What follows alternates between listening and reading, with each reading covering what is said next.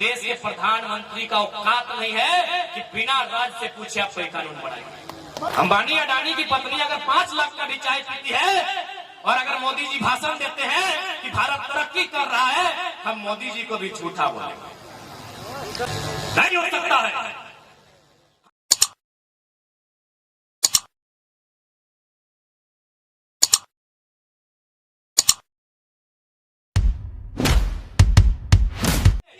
इसलिए जयराम महातो ने देश का प्रधानमंत्री श्री नरेंद्र मोदी को चैलेंज दिया। जयराम महातो ने अपने मंच पर अपने बात को रखा।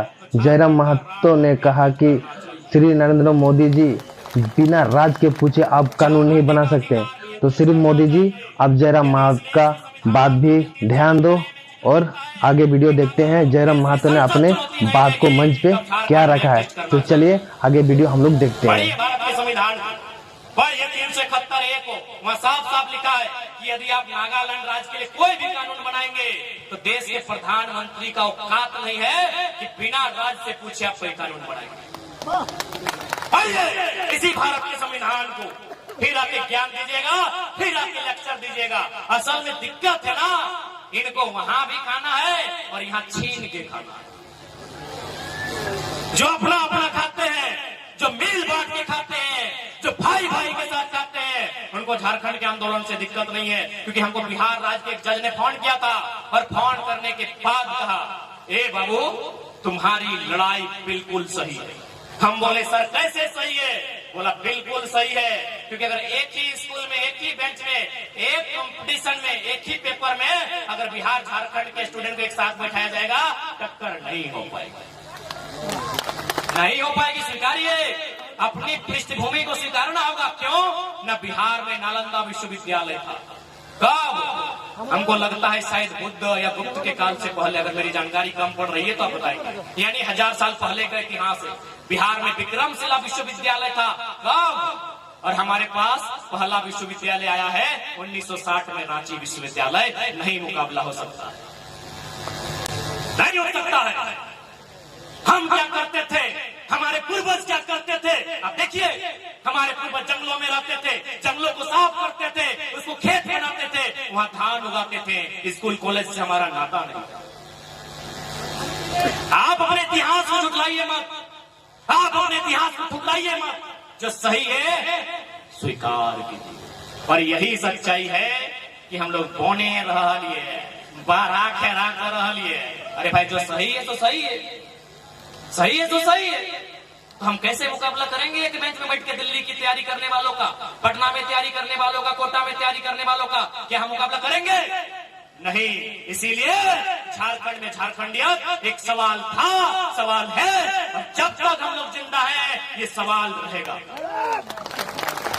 एगो लड़का गोटे सिस्टम के कपाई के रखा लिए, एगो लड़का गोटे सिस्टम के हिलाई के रखा लिए, एगो लड़का विधायक कर, सांसद कर नींद उड़ाई के रखा लिए कि ओकरा पर लॉक के कहे व्यवहार सब करिए। जयराम एक समय लॉक लेके ना जाए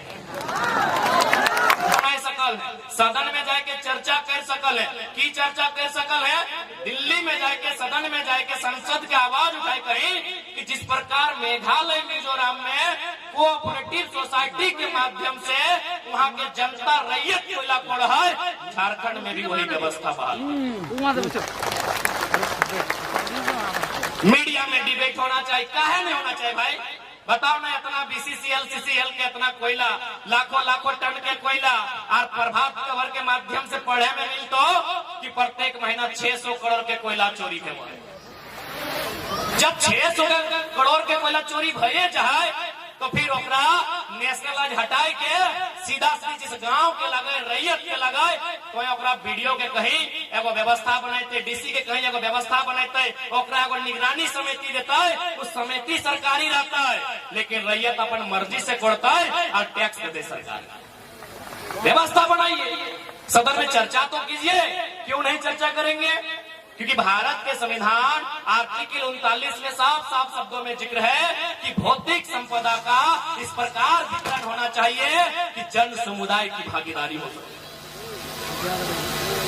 चंद्र प्रकाश चौधरी जी रहे, चाहे माननीय रविंद्र पांडे जी रहे, जो यहाँ के सांसद रहा, ओखने के मालूम है नहीं 39 ला गई। चर्चा तो कीजिए ना भाई। हम ठीक है, नियम बने नहीं बने, बाद में बने, 5 साल बाद बने। अभी देश में ओबीसी को लेकर चर्चा में रहता है। ओबीसी आरक्षण का मसला 1952 का था, पूरा 1990 में हुआ था। अब चर्चा तो कीजिए, आप सदन में बात तो रखिए, क्योंकि देश के प्रधानमंत्री छाती ठोक के बोलते हैं कि हम भारत को उन्नति राष्ट्र बनाएंगे। तो भारत उन्नति राष्ट्र तभी बनेगा जब अडानी और अंबानी की पत्नी की 3 लाख की साड़ी चर्चा में नहीं होगी, जब गांव के सबसे गरीब व्यक्ति गंगवा की पत्नी गंगिया उसकी गठरी चर्चा में होगी, तब देश उन्नति राष्ट्र बनेगा। अंबानी अडानी की पत्नी अगर 5 लाख का भी चाय पीती है और अगर मोदी जी भाषण देते हैं कि भारत तरक्की कर रहा है, हम मोदी जी को भी झूठा बोलेंगे।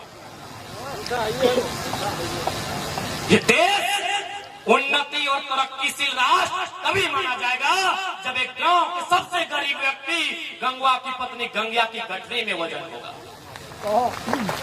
तब ये देश तरक्कीशील माना जाएगा, तब ये राष्ट्र उन्नति के रास्ते में अग्रसर होगा। तो चर्चा तो करना होगा, और चर्चा क्या करेगा?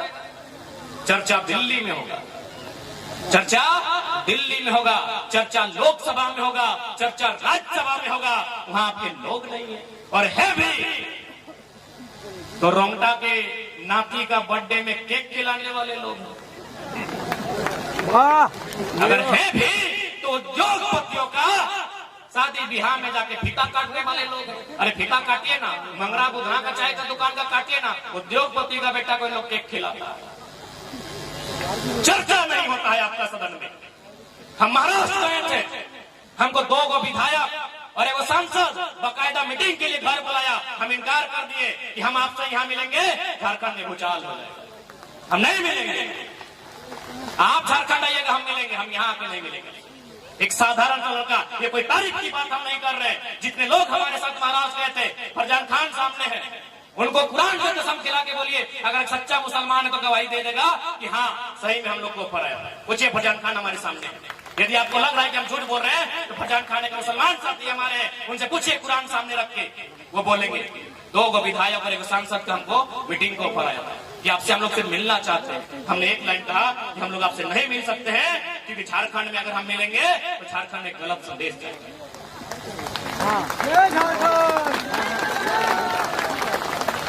तो इसलिए आज देखा कोहनी के खासकर आधी आबादी के जागरूक है, जागरूक है तो शिक्षा के लेके, जागरूक है तो रोजगार के लेके, जागरूक है तो व्यापार के लेके, और जितना भी कुप्रथा अंधविश्वास हमने बीच व्याप्त है वो जड़ से उठाए के बाहर फेंके।